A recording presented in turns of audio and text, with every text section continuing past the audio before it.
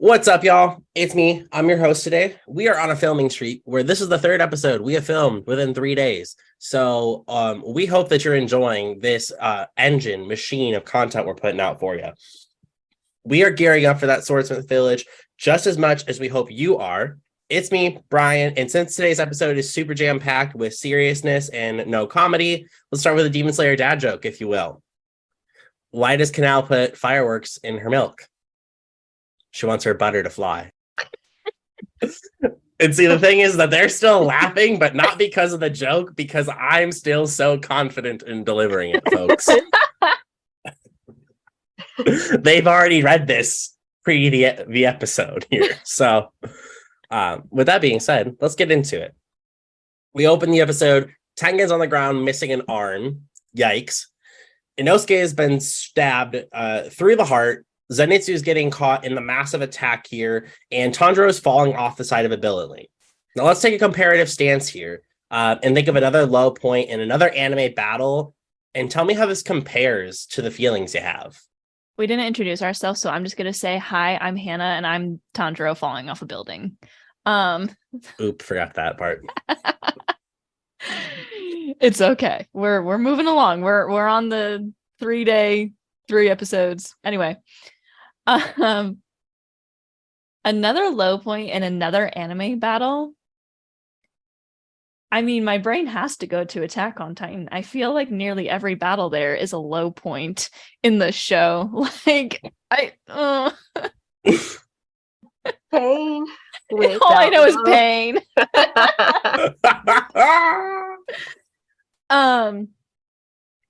I think it's so hard to compare. Like, people try to compare Demon Slayer and Attack on Titan all the time, but I think it's kind of a silly argument to have because they're so different shows. But I think, we're in this battle and we're at the lowest of lows right now. As far as we know, like, is Tanjiro the only one alive at this point? Like, Zenitsu's kind of given himself up to save Tanjiro. We saw Tengen lay on the ground and we saw Inosuke get stabbed through the heart. The best fight that I can think of is pretty much any Attack on Titan fight in the first season where it's like, oh, we're about to do really good, and oh, we just lost 5 people because they all just got devoured. And I won't even get started on thinking Eren was dead in the first 5 episodes. So it feels like that. It feels like, how are we going to get out of this? How are we going to do it? But one thing I know for sure in Demon Slayer is that Tanjiro is going to figure something out. Very true. I am going to get started on thinking, spoiler also, if you're 10 years behind in Attack on Titan, stop listening to this right now and go do yourself a favor and watch that real quick.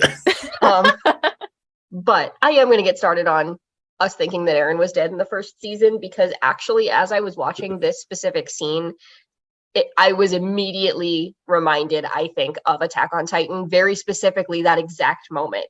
Because you've got your little blondie over here on the roof, right? Like, you've got Armin and Zenitsu in this scene, right, in the roof. And then you've got your dark-haired unintentional troublemaker on the other end. You've got Eren or Tanjiro.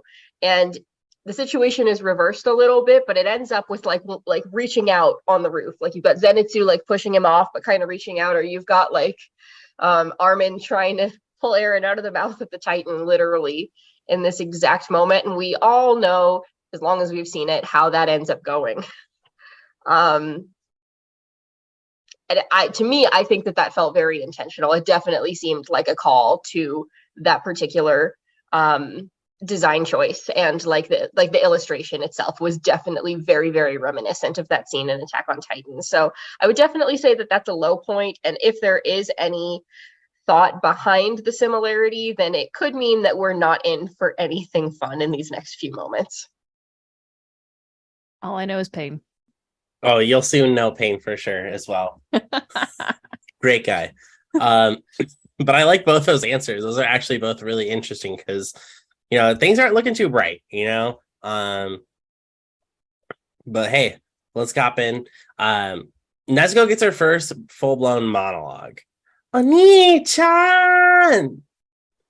And then she looks to tell Tanjiro to get back in there and stop feeling sorry for yourself, because you can't decide if other people are happy since we are still fighting. I think it's a really cool moment for Tanjiro since he finally gets to hear from Nezuko fully. What do you think this means for Tanjiro to hear his sister's true feelings for the first time in a really long time?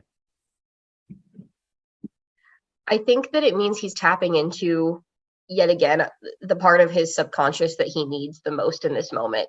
Whether or not she's truly communicating with him, like intentionally, in this kind of semi-unconscious state that he's in from just being battered and bruised so much throughout these last several episodes, not 100% clear, because the version of her we're seeing is kind of like the flashback version again, similar to other times that he's seen other siblings. But like you said, it generally hasn't been Nezuko that we've seen. But I think that he's heard exactly what he's needed to hear every single time that this has happened. And so in this moment, what he needs is Nezuko. And I think that there's something really nice about him maybe not needing that up until this moment, in that she's like always been there with him. But how nice for him also that he can wake up and she is actually really there, as opposed to the others. Yeah, I think that it's kind of a mixture of both. I think it was a very interesting animation and design choice for like halfway through this moment, her hair to go from being like in the bun to flying out of the bun and going back to being long with the like blonde ends that is her demon hair. I thought that was like a really interesting choice to make, because it felt like that was showing that this is kind of a mixture of like a flashback scene, but also possibly, I don't know if like Nezuko is speaking to him in this moment, because this is like his conscious brain or unconscious brain, like kind of dreaming, but maybe it's like the words that he like unconsciously knows he needs to hear, and he knows he needs to hear it from her, and this is like materializing in front of him, where he's getting this like vision of her as a human, but also like being reminded that she's a demon still. I don't know, like I don't know the deeper meaning, but I feel like there is like that kind of deep meaning behind like the hair change midway through the scene. And I think, as always, it's really important for Tanjiro to hear that. I think if Nezuko was able to speak to him in this moment, like for real, she would have said about the same thing. He's always blaming himself. He's just finished apologizing 4 or 5 times to everyone as he falls to the ground, when nothing is his fault. None of this is his fault, right?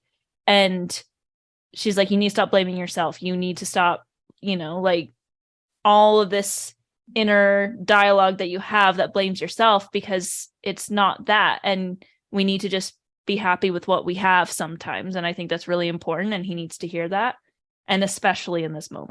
Yeah, I mean, being happy with what you have, not really conducive in the capitalistic environment that we live and currently participate in. However, very nice concept to review in mind. And I think overall, the feelings here are really important for Tanjiro to kind of fuel, because we know that, from what we've gathered so far, it feels like the Hinokami Kagura is a little bit more emotionally charged than maybe the other breathing forms. So I think this is really important, as he's tried to lean on it and maybe didn't have that emotional gas to light the fire here. So really cool ways to kind of look at that part. Now, we'll also love Tanjiro being able to flip that switch and being like, I'm going to do what I can. And boom, upper 6 is immediately in your face. And they are watching you. Like, you got Daki up on the house, like up on the rooftop, no gifts this time. And then he's in your face, Gyutaro. Eventually he does ask the question, right? Is that your younger sister? Why would this intrigue a demon? And then why is it so important that they stop in the middle of such an intense fight to answer this question? This is the lowest of low we've ever been in the show. And that brief moment of Tanjiro being like, I'm going to do what I can, and then Gyutaro right there. It's so bone chilling. I don't know if the question that he asked, is this your older or younger sister? I don't know if any demon would ask that. I don't know if like an Akaza would take the time to ask that, because he might not understand. I think this is Gyutaro truly, like in his own very strange and twisted way. He's like identifying with Tanjiro in this moment. And like he wants to play with him because he sees Tanjiro 100% as the absolute like weaker version of himself in this moment. Because Gyutaro's like, I'm protecting my little sister. What the hell are you doing? And he knows that if someone were to like make fun of him and say that he's not doing a good job, that he would not like that. And I think he's just kind of trying to poke the bear, you know, because he thinks in this moment there is absolutely no way that Tanjiro can do anything. He is done. He literally just said, I can't lift my arm or something like that. Like, okay, this is bad. And I think this is like a very specific moment for Gyutaro to just kind of to play. He's literally, it's like playing with your food before you eat it is like the vibes that I get. I agree. That's an interesting way to put it. Don't play with your food, skinny little shank of a boy. Although preferably maybe don't eat either right now, I think is what we would prefer. But right. Play with your food. Give them time to figure something out. Yeah, I think he's got like this sick fascination, and we're going to get to this, I think, in some of our discussion too, but clearly there's a parallel between Tanjiro and Nezuko and Gyutaro and Daki. And I think that in this moment, Gyutaro is exploring that. But he is looking down on them in this moment. This is like not a fight that's an issue. He hasn't even really had to super exert himself yet. The closest that, we had seen were some of the kunai knives, but he really hasn't had to like give it his all yet, and like already look at the ruin that surrounds all of them. So I think that he feels that Tanjiro is probably doing a poor job of protecting his sister. And again, it just kind of leans into that sentiment that we've heard from other demons before of like humans are so much more frail, and being a demon is great because we have this infinite ability to regenerate, to protect, in theory, the people that they care about, as long as the people that they care about are also demons. So not really working in Tanjiro's favor at this precise moment from Gyutaro's point of view.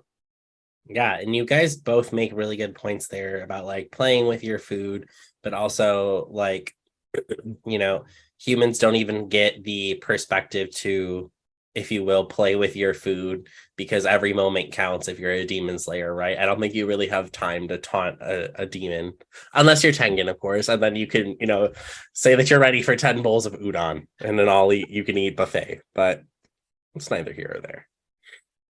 You see where that got him? Oh, sorry. I'm gonna eat 10 bowls of udon from the ground. Sorry. Oh no. Good. But Gyutaro does follow the rabbit hole a little bit and tests Tanjiro's boundaries on his sister and taunts him a little bit. He requests that he try to cut his head off of his body with his weak sauce. That was actually the direct translation from Crunchyroll. It says, with your weak sauce body. And I was like, I don't know if that's a word, but sure, go for it. Looking at the implications of kind of this entire conversation, he asked the question, would you like to become a demon so that way you can continue to protect your sister? How would you feel if you were in Tanjiro's shoes, knowing that this may be the only way out? Oh my gosh, if I was in Tanjiro's shoes, I probably would have been dead like a season and a half ago. Like I would have fallen down that mountain in like episode 2, and that would have been the end of me. But like, I'm glad you said it, because same. I mean, like if I was in Tanjiro's shoes, I think I would have been very tempted at this point. And I don't know. It's hard to say what I would do in that exact moment if like my sister's life was on the line and I felt like there was only one way out. What I would do is different than what I think Tanjiro is going to do here. Nezuko is strong, and I do not think that Tanjiro would ever lean into this offer. No matter how tempted he might be, it would have to be something done by force, because his whole drive and his entire motivation is to turn Nezuko back into a human, even though her body is less susceptible to, any harm that could befall her. Technically, in the state that she's in right now, it's in his mind still not worth it. And so the entire mission is to turn her back. He would never take anybody up on an offer like that. I think there's one situation where he would sit there and say, okay, I'll do it. And that would be if him turning into a demon would turn Nezuko into a human. That's because, like you said, Emily, like that is his whole reason for living, really. Like his reason for everything that he does. And he says it inside his head continually throughout this entire story is like, I will do it. I will turn Nezuko back into a human. So, again, like, not to repeat what I said at the last question, like we're still at the lowest of low. Like, and now at this point, like Gyutaro was asking him this, like Tanjiro ran away, like he ran into a building, he got kicked around, he's literally like stumbling to the ground and throwing like rocks at Gyutaro while he just laughs at him and walks up to him and kicks him in the stomach. Like he is already beat up, now he's like taking on more, right? I think a lot of people in this situation, if they were still alive after all these injuries, would be like, yes, like please, I don't want to die, just turn me into a demon and I can figure it out, but we know that that's not the case for Tanjiro, as well as most of our demon slayers. They've been fighting with their lives on the line for however long. They've seen so much death at the hands of demons that they like can make that conscious decision to be like, I will not do this. And of course Tanjiro's like at the top of the list of not wanting to do it, so I can see why, like, I would see why he'd be like, okay, let's do it. Maybe I can get stronger that way and stay good like my sister. But he's not. He's going to say no. And does he even say no? I feel like he just kind of doesn't say anything, if I'm remembering correctly. Yeah. He ignores him. He's like, no.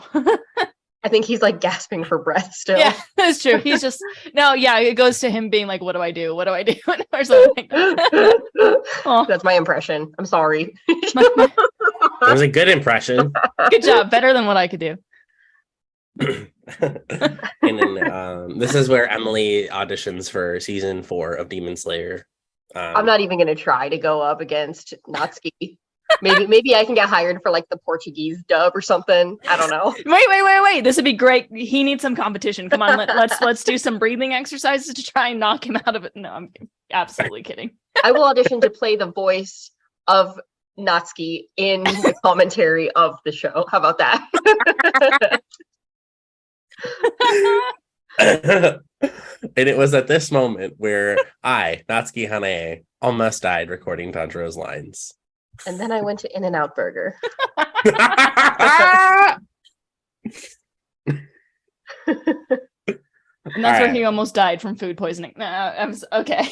Oh my gosh. No, I'm really? kidding. I'm saying like, what would that be like? Like super tangent, but like I think about the food that they eat in Japan, and then you come to America and you eat In-N-Out Burger. Like, I know they have fried food in Japan, so I might be way off here. But I was like, what if they get sick from all that like deep fried? I feel like In-N-Out is like the least processed version that they could get. Like it's, Okay, fair. Like at least In-N-Out, you see them like slicing the potatoes and stuff back there. That's true. There's so much oil. I hope he didn't get like sick after that. Okay. Anyway. Hey, valid concerns. We've got to be. I don't know. We got to be concerned for our voice actors, right? We They're stand. very important. They get money because of our friend, or I don't know if it's friendship, but sure, we'll go with it. And of course, right, coming back around to Tanjiro, I believe Tanjiro was like, I will never. And that's when he went for what was deemed a lame headbutt, but it clearly wasn't, right? What are your thoughts on Tanjiro's moves in playing a little bit of a mastermind game to buy himself one more shot at Gyutaro here? Can I actually give y'all like a semi-short Japanese lesson on this? Sure. Hell yeah. Okay. You guys might have seen this because I already mentioned it to y'all, but I want to tell the listeners because I find this very interesting. And you kind of brought it up like with him saying like never, and then he headbutts him. But you might notice when you're watching anime that characters say different things when they're like saying like I am or I. There's like 3 ways that you hear most of the time it's gonna be watashi wa. That's the most common one you hear. But there's also boku wa and ore wa. And so breaking them down, I'm going to try and do this as quickly as possible without getting it wrong. Watashi wa is very formal or feminine. So when you're speaking in like a formal situation, like to someone brand new or someone you respect, everyone uses watashi wa. It is considered like gender neutral. But then if you're in like a more like just a conversation, like with your friends, it's more feminine. So if like a guy uses it with a friend, it's kind of weird. Boku is a male. It's more of the masculine way to like say I to friends. Orewa is very, very casual. Like you really only say it to like your super close friends and family. Again, it's more like male. Girls just use watashi wa pretty much in any situation. The other side to orewa is actually kind of like to state that you're of higher ranking than the other person, or like it's kind of considered disrespectful in a non-super casual environment. So if you're like talking to a coworker, if you say orewa, they're kind of thinking that you're saying like that you're like of higher like standing than them at the job. So and Tanjiro says orewa a lot, but he usually uses it with his friends or when he's just talking to himself. In this situation, saying this to Gyutaro, who is not his close friend and not his family member, you can pretty much read it as him saying, like, I am better than this guy. I am better than you. I am better than you. Let me headbutt you and show you what I'm made of. So there's your little Japanese lesson of the day. If I got any information on that wrong and you are you are Japanese, feel free to let me know and I will fix what I said. But that's just what I learned via like my schooling that I'm going through right now. So I found that really interesting. It's nice to see that Tanjiro was being strategic this whole time and that he hadn't just given up and tried to run away, because I definitely thought at first that he was, which was real of him. Honestly, I would do it. But it's nice to know that he's the same old Tanjiro that never gives up and was trying to figure out a plan in that moment, and then was being a total savage and pretty much telling Gyutaro that he was better than him. So I love him. I love Hannah's Japanese lesson, so I don't know if I'm going to have a whole lot more to add. I think it's so cool to pull so much out of just the language that they use, even briefly. But he used his head. Once again, it's the oldest trick in the book for him, but it works. If it's not broke, don't fix it. So they never expected either. No matter how many times we've seen Tanjiro use this, it does seem to generally work, even though in this case, it did take a two-step thought process for Tanjiro, because we know that he is multitasking in this moment to get the upper hand on Gyutaro. So well done. Well done, my boy. Right. I think it's really interesting when you always bring the little bits of the language, of course. Right, Hannah? So that was really awesome. But also, I mean, hey, for Tanjiro to be able to think 2 steps ahead instead of 1 is a feat in itself. Taylor Swift would be proud. He is a mastermind. Domino's Cascade in the Line. It's a song. It's an entire thing. We won't go down that rabbit hole. However, with a turn of events, Tanjiro can manage just enough strength to go after Gyutaro's neck after putting that lovely hidden kunai into him. Those little sachets of what, I don't know what they were, tea or whatever, that were hiding the scent of the kunai. So that was pretty lit. And he goes after Gyutaro's neck. But again, the hesitation here comes from Oni-chan. And it's not Nezuko this time. It's Daki, actually. And this actually strikes Tanjiro. And how do you feel about the dynamic between our current antagonists and our standing duo of Nezuko and Tanjiro? And how does this scene kind of build that context? Well, I mean, we've seen the parallels already in several of the previous episodes, but this is one of the first times I think that Tanjiro kind of calls it out specifically. And it's, like that stark realization of like, oh, things could have been different. This could have happened to us very easily, because again, the whole point of this show is not necessarily good versus evil, but it's about choices. And in this case, I would maybe argue like a little bit of destiny too, at least for our antagonists, because there are some things that you're born into, and we'll get to that in the next episode a little bit more, but they just weren't necessarily given the same chances that other people might be given. Granted, to a degree, that's true for Tanjiro and Nezuko as well, although the very, very base elements of what they were born into, I do think are strikingly different. We'll get to that in the next episode, but this really easily could have been the two of them. You know, if Tanjiro had been there at the mountain home the same night that everything happened to the rest of his family, who knows where we might be now. And call that fate, call that choice. It doesn't really matter, I guess, at this point necessarily for more than just discussion, because this is where we currently are, and clearly their circumstances are very different, but they are foils of each other, certainly. And it makes it sad because it's relatable. And I think that it gives Tanjiro a bit of pause as he's engaging in this battle, because how would Nezuko feel if it was his neck that was about to be hit by the sword? I could go on for days about the parallels between these four siblings, but I don't have that much time. I don't know what that accent was. I was like, yeah, did you just go to like Castlevania or what? I did go to the Renaissance Festival, so there it is. I'm thinking of talking in a British accent for the rest of the time, even though anyway. I need to focus. My brain is I'm feeling the ADHD today.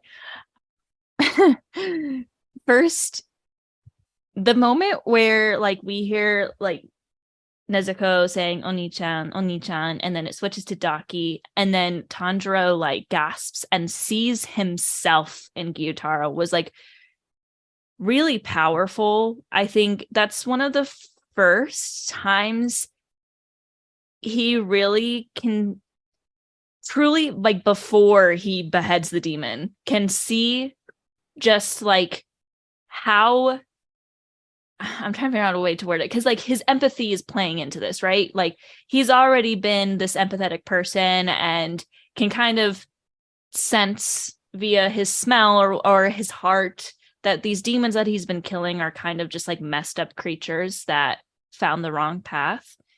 And in this moment, like this is him realizing that before he even kills the demon, right? He's trying to bring down his sword, and he's like, this could be me. This could have been me. And that's a great what if. Like, what if Tanjiro was there? Like, would he have died? Would he have turned into a demon? We don't really know. That could be a good conversation for an episode once we're done recapping.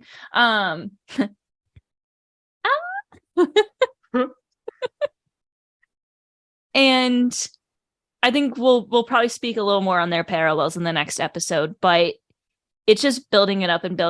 And, you know, seeing Tanjiro and Nezuko holding hands walking one way, and then Gyutaro and Daki holding hands walking the other. You know, they're just doing a very good job at kind of painting that, like, this could have very easily happened to Tanjiro and Nezuko, and we'd be experiencing a very different story. And I think that's important to know, is it's showing us our Daki and Gyutaro villains. We'll talk about that later. Yeah, I think those are both really interesting points to bring up, right? Because, you know, obviously, now that it's years after the events of episode 1, right, we really get to look back and kind of make those questions now, because we're mid-stage of what it feels like for the story overall. So being able to kind of question, like, where their humanity stems from through their field of experience versus, you know, now the, I guess, hundreds, because we can kind of assume that they're demons, they're old AF, let's be real. So you can kind of assume that they also have that very different humanity to their demonic life, which is interesting. We'd love to see it. Nonetheless, we can't forget to ride the lightning with Zenitsu, folks. As he breaks the rubble, unlike Carla Yeager, he gives us a new alteration of his first form, Thunderclap and Flash. In the previous episodes, we talked about how Tanjiro has modified his forms to fit his body. Could the same be said for Zenitsu, as we have seen the great amount of growth in his fighting abilities throughout this arc? Godlike speed for the win. This is where things start to pick up. This is where I start getting chills. And this is such a great moment for Zenitsu. We've been talking about, like, this arc is so good for Zenitsu. He's gotten so much development. And I think yes. I think that Zenitsu has spent so much time on his fighting style. But his is more, he can only do one form. So he spends all of his time perfecting that one form, that he is able to make changes within that one form. And I think that's really incredible. We've seen sixfold, we've seen eightfold, and now we're seeing godlike speed. And I think it makes sense. When you hone something so strongly, and it's just this one thing, it's kind of like what Gramps said to him in season 1. Hone it to perfection. If you can only master one thing, hone it to perfection. And that's what he's doing. He's honed it to perfection so much that he's created these offshoots of one form that only he can do. And that's really incredible. And we need to give Zenitsu more credit than we do, I think, because this moment is absolutely insane. Daki goes from like, I know this move. You've used it so many times on me. 5 seconds later, she's like, what? I didn't know he could do this. It's like, ha ha. Honestly, she kind of gets wrecked. Like, oh my gosh. But agreed. What a great moment for Zenitsu. And this whole fight has been great. I only wish that he was awake to experience it fully. We'll get there. I'm confident that we'll get there, because even in his unconscious state, or his alternate ego, alternate personality state, he is getting continuously better within the context of this single fight that's happening. And he's OP. Like, he really is. Currently, he probably can put up the strongest fight out of anybody that's there, because Inosuke's already down for the count. Tanjiro is like well beyond his limit, and Tengen's not doing so great either. So Zenitsu might be in the best position to be able to give a real fight to any of these demons in this moment. So I definitely think that the amount of growth for him is really exciting. Has he combined 2 forms the same way that Tanjiro has? Maybe. I mean, if we can consider speed alone to be a form, then certainly, because that combined with the lightning, I think, is a deadly combination. And he'll definitely be somebody to keep an eye on throughout these next couple seasons. I love talking about these moments. Both your answers gave me chills, both of you. But I just really love the way he said it, is that Tanjiro created this 1 in a million chance to go for the win. Now it's my turn. And I was like, that's my boy. When we were in theaters, I was like, let's go. Like, all the other like anxious babies were all screaming, and I was like, my people. This was so hype in the movie theaters. Like, the moment that Zenitsu showed up, the crowd went absolutely wild. And I was like, that's it. Put some respect on this boy's name. Hell yeah. Give him his flowers. All right. Awesome. So now we get to see the iconic moment with Tengen playing Fido with one of the blades in his mouth and blocking Gyotaro's second attempt at Tanjiro's face. Stunning moment.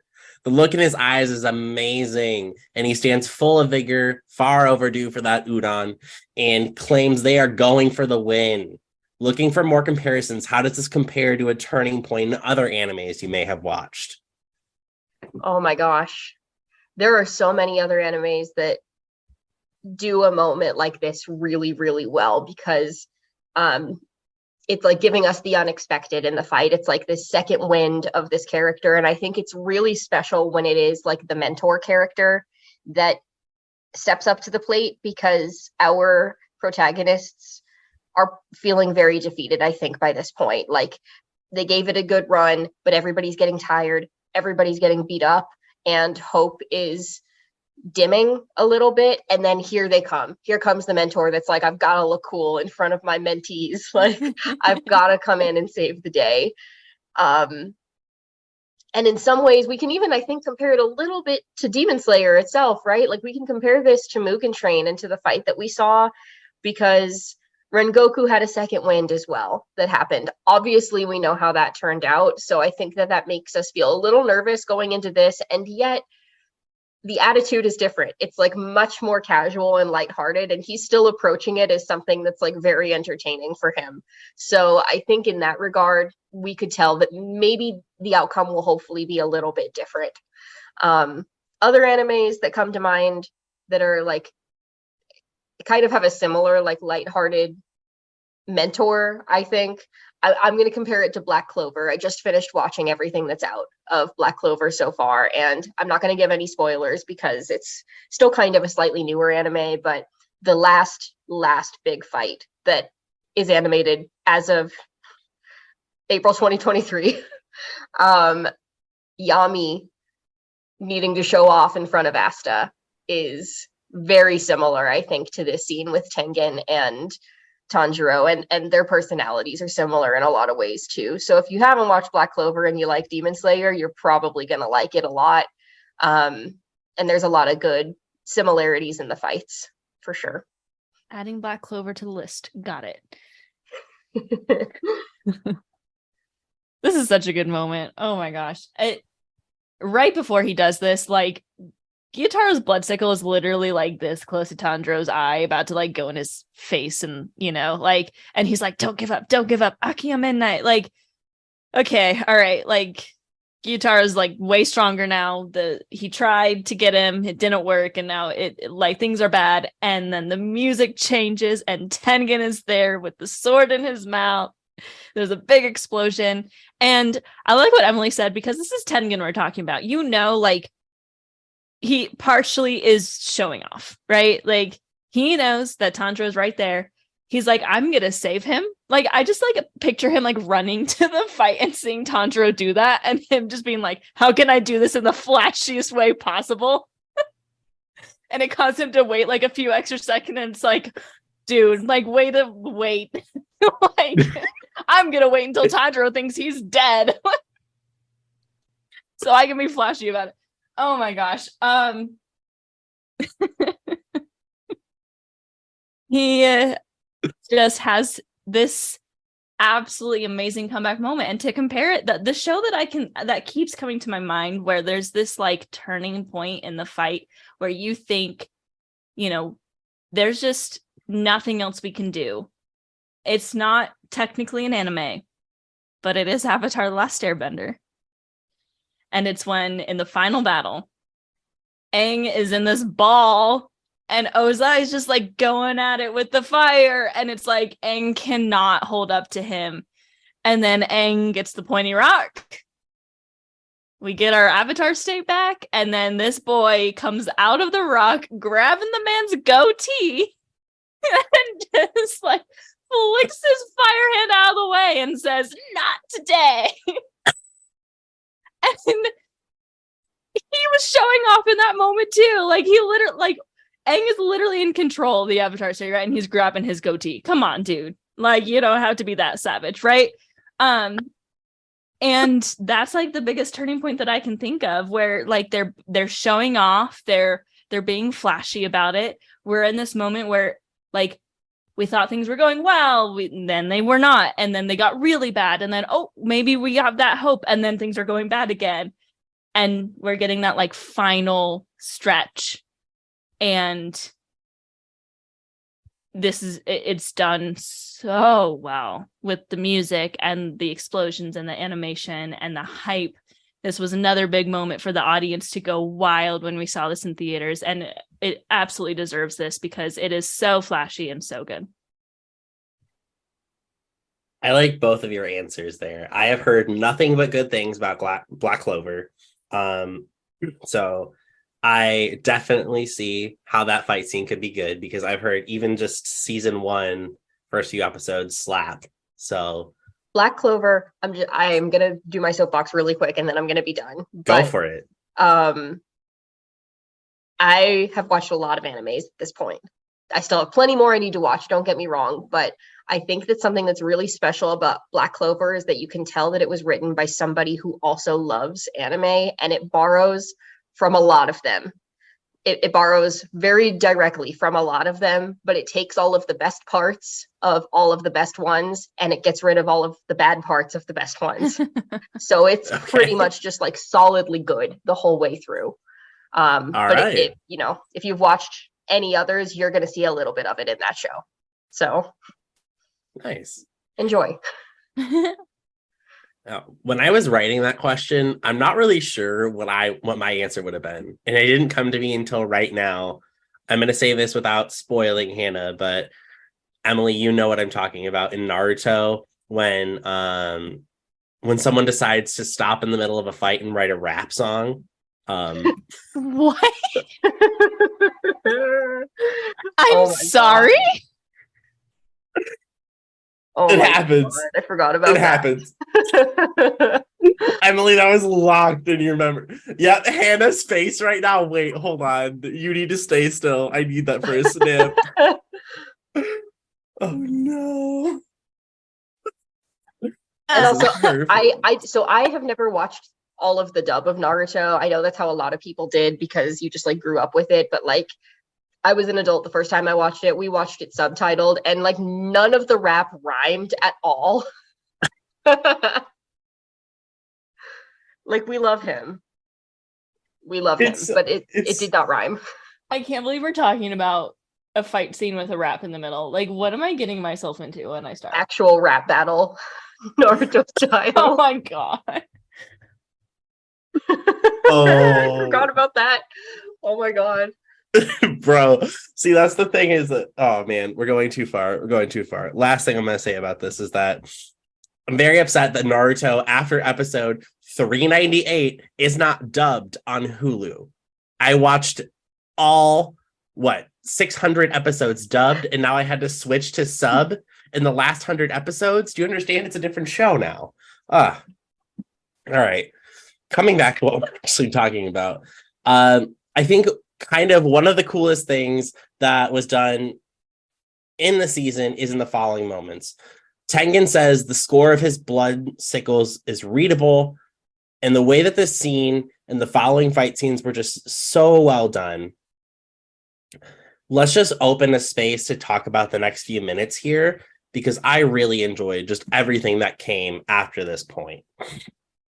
I have never felt the just mixture of awe and excitement and giddiness and just like being on the edge of my seat, wanting to know what happens next than I feel whenever I watch this. And let me get this straight. I have now seen this particular fight scene so much that I think I can probably recite it in Japanese. Like at this point, I'm not going to attempt that. But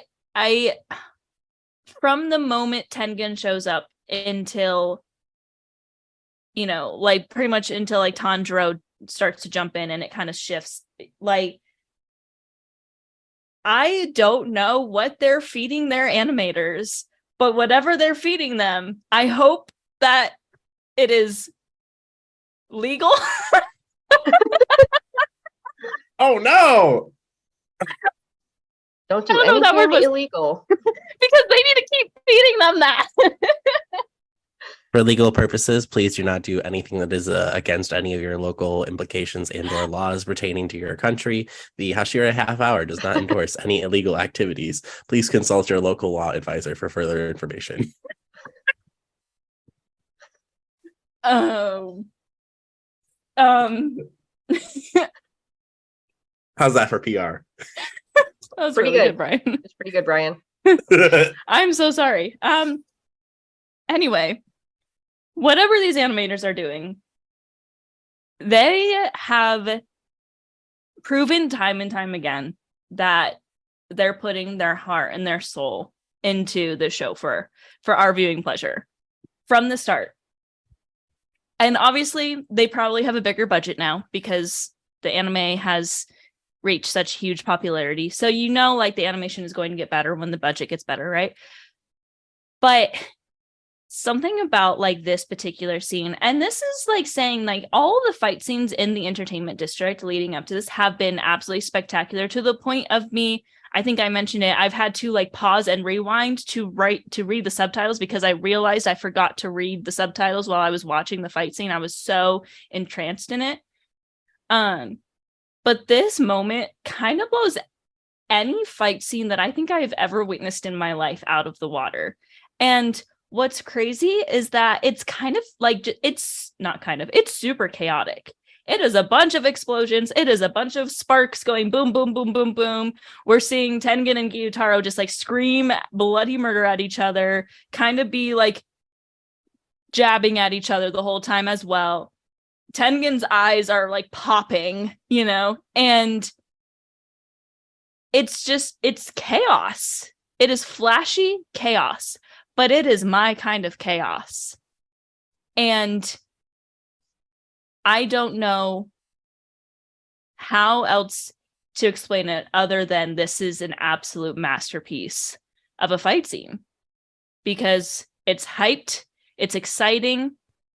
Tengen's back, so we're happy. We didn't get this. Like, yes, Rengoku had his moment to kind of come back, and like we saw the fire like go through his body, right? But the problem is we still lost him, and he gave it his all. Tengen is here, and we still feel like we could because he's still poison, but it feels more like things are going to turn out better. And this is really the first like big sign of that. And it's just so exciting to watch.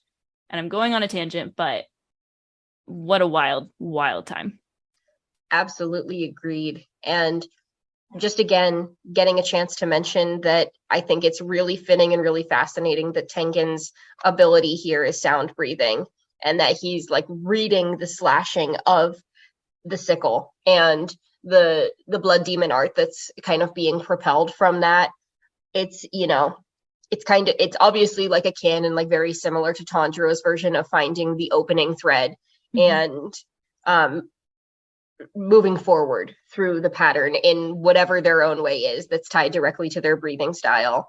I think it's so cool that it's like measured by rhythm, and he's like, I can read it now.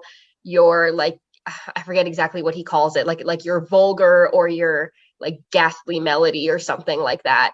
And he is like just weaving through the sound of the battle. And for me, I'll come back to this. Spoiler, this is going to end up being my favorite moment. But like the quality of the sound design in this scene, again, I just have to give a shout out to our sound designers for this, because the way that everything is layered, knowing that this is his breathing style is just so detailed and intricate and so cool.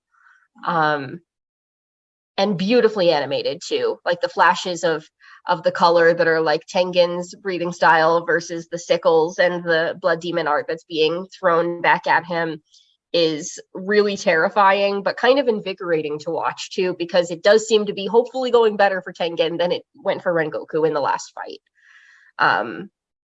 But I guess we'll have to see. Yeah. I think I said this when we talked about episodes 10 and 11 in the theaters, but I'll always say it. I said it once and I'll say it again. When I noticed that the slashes themselves and Tengen deflecting them had different sounds, I lost it. I was like, I can hear it. I can hear the score. It's me. I'm Tengen now. I'm just kidding. I'm absolutely not Tengen. But it's a really cool scene. And I think that, on social media and stuff, you see a lot of people hype this scene up. And I think, watch it for yourself and tell me, and go ahead and drop a comment and, tell me that you didn't enjoy it, or tell me that you didn't feel a little excited. I'm going to have a little bit of a hard time believing you, to be fully honest with you. So I think we're just at such a cool junction in the show. And then Tanjiro turns to face his own junction and fights and pushes himself to summon the strength he needs by force. His face goes ablaze and the mark shifts. His scar shifts? What? I don't know, but something's going on. And I love that we get him with like the godlike, like death eye look that we've seen in a couple other animes too. Notably, we've definitely seen Mr. Levi Ackerman with this same eye design when they kind of go completely freaking feral, right? So I love getting to see Tanjiro have this moment. And what is going on with that mark shifting? I don't know. Guess we'll have to find out in next week's episode. Or farther.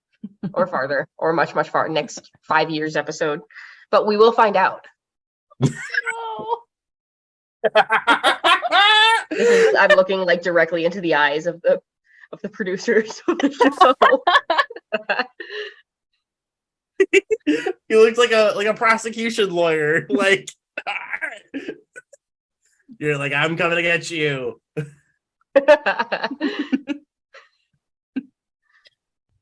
Guilty. Your Honor. This is so chaotic. Oh my god. Literally the what that you gave Bryan was exactly me. I was like, what? We skipped over the fact that Tanjiro literally got stabbed in his mouth. So he's literally like, we thought he couldn't take on anymore. It's like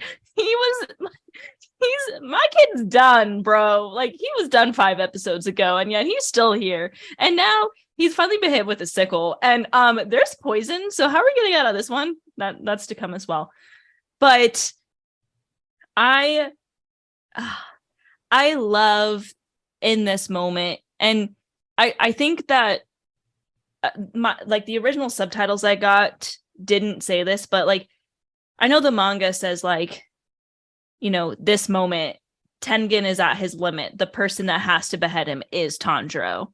And then I think in the movie the subtitles were different from what I got when I first watched this, and it said, and Tanjiro is kind of like, the person to behead Gyutaro has to be me, because he's like, Gyutaro is or Tengen is like, he's done.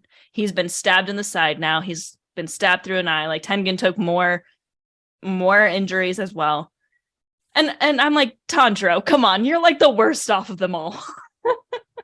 But he's really just like pushing himself so past the limits that we thought existed. And that's when this flame mark on his forehead materializes, and he gets the avatar eyes. And again, just what an incredible moment. And I know we've already brought him up a couple times, but I really need to shout out Hana-san for his voice acting here, because he never misses the mark. But in this moment, like, I can't even imagine trying to scream and shout in the way that he is doing in this moment. So hats off to him once again. What just an incredible moment, and a lot of mystery. Like, what's going on with Tanjiro? Why is his mark changing? It's already changed once. So what is going on? We will find out, but who knows when. And only you can press it for sooner release dates without inhumane working conditions. With that being said, though, Inosuke arrives with the most clutch comeback in maybe all of anime history. Some will call it plot armor. I call it good storytelling. They did set this up, though. I'm going to take a quick second. I don't usually stand Inosuke, but I will say in this moment, I don't think you can call it plot armor. Reason being is that we did see him disjoint his entire body to fit through like a 12-inch hole. So yeah, you can call it plot armor, or you could also call it whatever you learned on that mountain stayed up on that mountain, and now you brought it home. So there's that. But we get to see our 3 Kamaboko boys go for the slash and see all 3 of them take out both parts of Upper Six at the same time. And the moment of pure silence approaches. 2 heads lop off and fall right next to each other. Do you still get chills watching this scene? Because I sure do. Absolutely. It's like this is the longest fight we've been in, and this fight is actually going well because the last time we fought an upper moon, it did not go well. So like finally something good happens, right? I do want to circle back to what you said about plot armor because I think that's a really important thing to say. In Inosuke's case, it's probably the most plot armor moment I feel. However, I don't necessarily really think that most of what happens with these characters is plot armor because every single thing that happens is like an expansion of something that has already happened with them, or they are demon slayers. They are literally not normal humans, you know? So like they live in a world where you can breathe so well that you can jump onto buildings, parkour.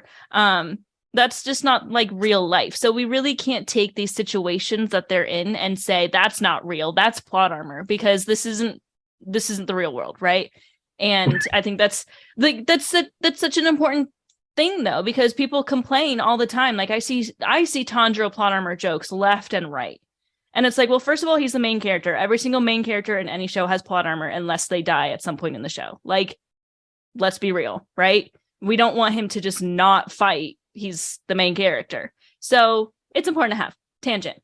I get chills watching this scene because not only is it super just like finally we did it, that like they've been beheaded at the same time, their heads are flying. I like that they had it happen at the same time too, even though we've already established that it didn't have to happen at the same time, just for dramatic effect. We had just such a chilling scene. Hats off to all three voice actors with that last scream. Go them. Lungs of steel, in the words of Zach Aguilar. And there's something so powerful and so special about it being our trio that gets it done. Tengen was there. He was keeping Gyutaro down. But at the end of the day, it was our three boys that took down these demons. And I think Tengen would say that to anyone who asked. And he says, you know, like he would say, like, don't praise me. I didn't do it, right? So he got his moment with Gyutaro, but at the end of the day, our boys did it. And I think that's really powerful to see them take on this upper six and them take them down. 100%. Absolutely chills during this scene. They've gotten so much stronger. And we're going to continue to see them get stronger and stronger and stronger, I hope, because this fight's over, it seems, right? And they've won. This is the first upper six that they've encountered. We've encountered one other of the 12 Kazuki, but they were, you know, it was lower six. So while a difficult fight, not quite as foreboding as this one. And also we'll remember that another Hashira did step in and help there. So this is one where they've been able to contribute more than in the last fights, which is kind of all you can hope for, I would think, with this. There's not really a way to practice for what these fights are exactly going to be like, because not too many Hashira have fought the upper moons and have lived to tell the tale. And so the fact that Tanjiro and Zenitsu and Inosuke are able to help hold their own while Tengen also does his thing is pretty incredible to see the amount of growth that they've had so quickly. So I'm so happy for them. This one had us all a little bit nervous. I think that we were a little bit unsure of what victory might look like, if it could come at all, given the way that the last season movie ended. So it feels kind of reaffirming, I think, to see that, yes, they can win and they are getting stronger and what they have been working towards does matter. And I think those are both really important contributions, right? Because finally acknowledging like the amount of growth they did, right? You know, when it was Tanjiro v. Rui, like, I'll get it. I'll give it to him. The boy had heart. However, he did not understand that he had only scratched the surface, right? As soon as the blood threads came out, it got real and he was not ready for it.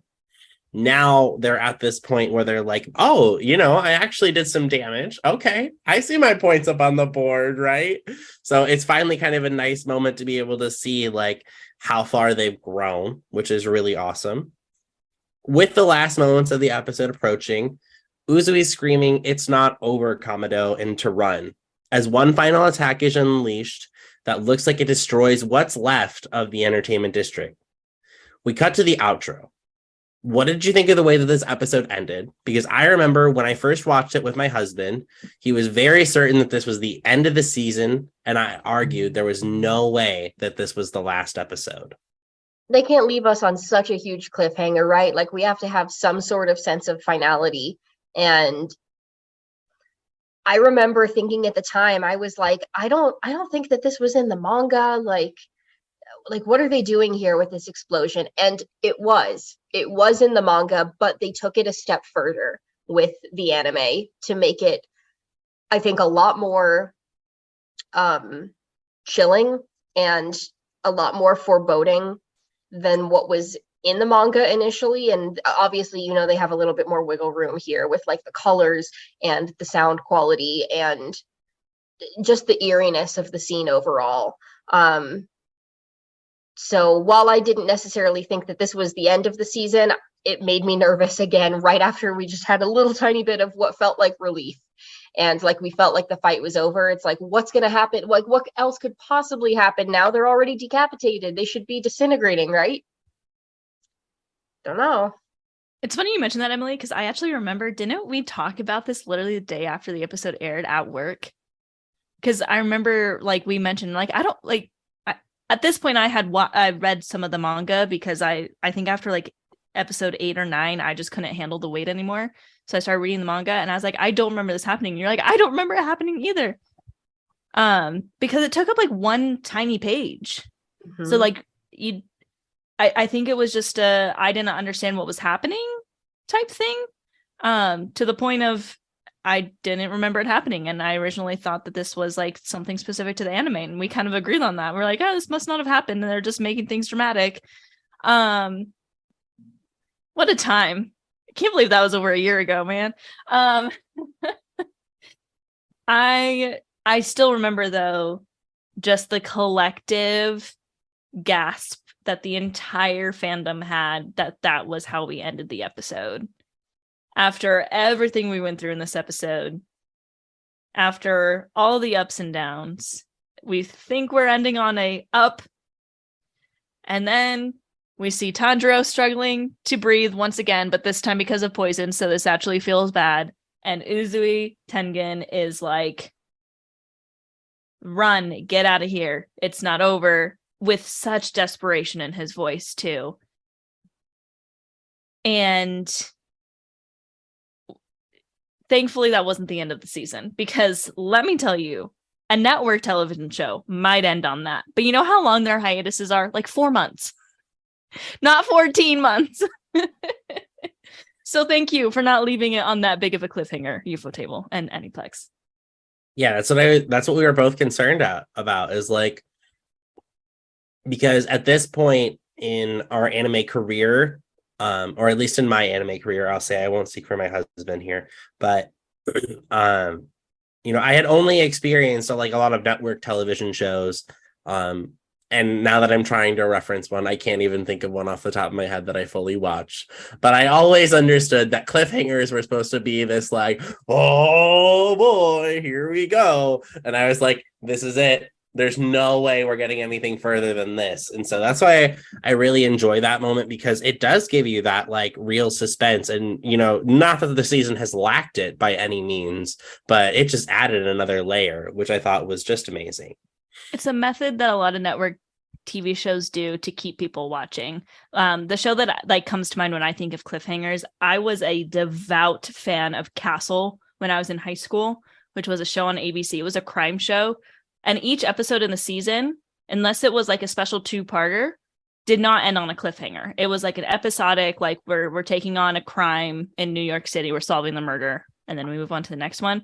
But every season finale would always be like crazy cliffhangers. Like at one point, the main character is lying on the ground with a bullet wound in her chest. Like, what? And then the season's done. But like I said, it's 4 months. So like they can kind of get away with that. When you look at anime, obviously there's manga readers, but it's kind of mean to make us wait over a year to find out what happens next. So I like that most animes that I watch the season doesn't necessarily end on much of a cliffhanger. If like there might be a little bit, but anyway. Now that I'm thinking about these network TV shows, now I'm thinking about the cliffhanger from Euphoria, and I'm still waiting for season 3. HBO, let's go. It's time for me to subscribe. But with that being said, any last thoughts before we move to favorite moments? Andra looked like a chipmunk when he was trying to breathe at the end, and I felt bad for laughing at what he looked like. Oh, poor little Tanjiro. He's literally gasping for air, dying because of poison, and the first time I saw it, I giggled because he looked like a chipmunk. God, Hannah, I see what you mean. Oh, no. Oh, God. Are you going to share your screen? Sure, we can do that quickly. Oh, no. Yeah, see? My poor boy. It's because his teeth are like blacked out by blood. Yeah. Oh, God. poor little guy. The way they drew him was, I mean, obviously, like he's literally dying, but yeah, he looks like a chipmunk. Oof. It's okay. Well, I still love you. Chipmunk or not, still a great dude. But for favorite moments, mine would be the opening scenes and all the fire in the background.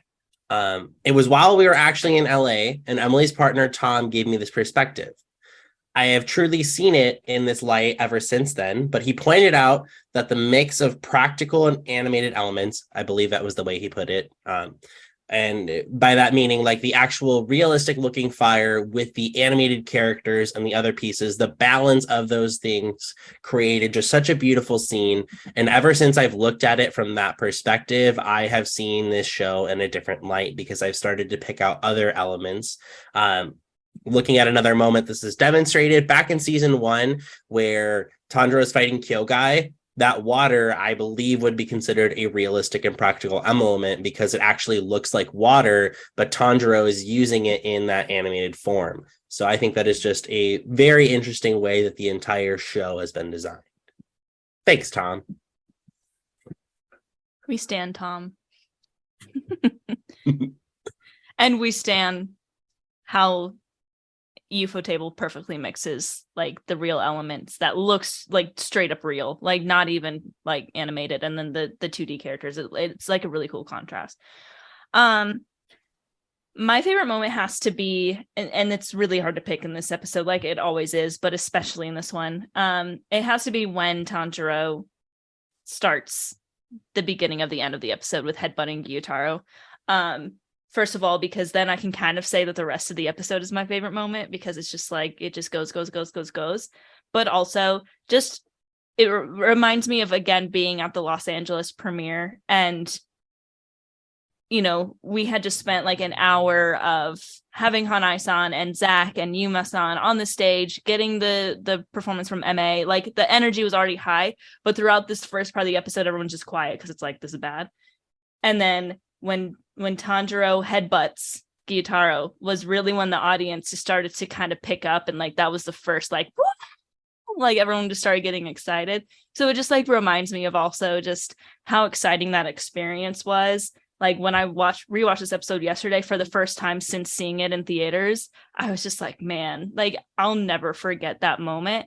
And it brings me even more like excitement to the episode, even when I'm watching it on my smaller TV on my, you know, couch rather than back in the theater with the elevated sound. So just what a powerful moment. What a great moment from my boy as well, using his brain like he does, and a great setup for the rest of the fight.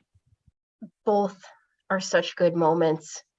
And I already touched on mine. I'm just gonna call back to it. But the design of Tengen's sound breathing versus Gyutaro and the quality of that sound design is just so incredible. And honestly, I'm just gonna give an overall sound design shout out for the entire episode. Like we've also got the quality of like Zenitsu's godlike speed.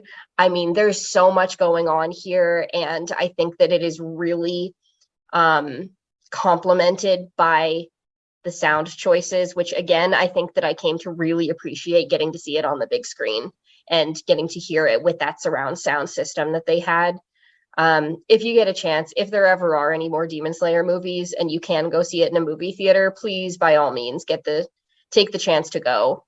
You know, you'll spend a little bit of money, which will go back to giving us more beautiful seasons of anime from the studio, and you'll get to see something really special in a way that you just can't really experience it in your home.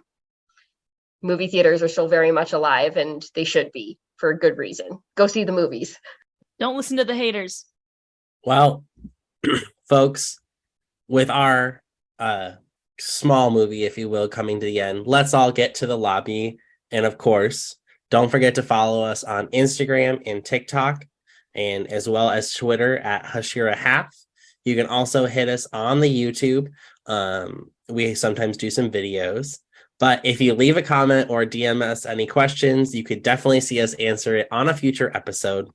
We are also so excited to be getting into the Swordsmith Village coming up. Release date for the first episode is on April 9th. We are going to be, of course, following up with heated content to keep in touch with this season. So you definitely don't want to miss out. So hit those bell icons, get some notifications going. And thank you again for listening in. Umai. Umai. Oh my.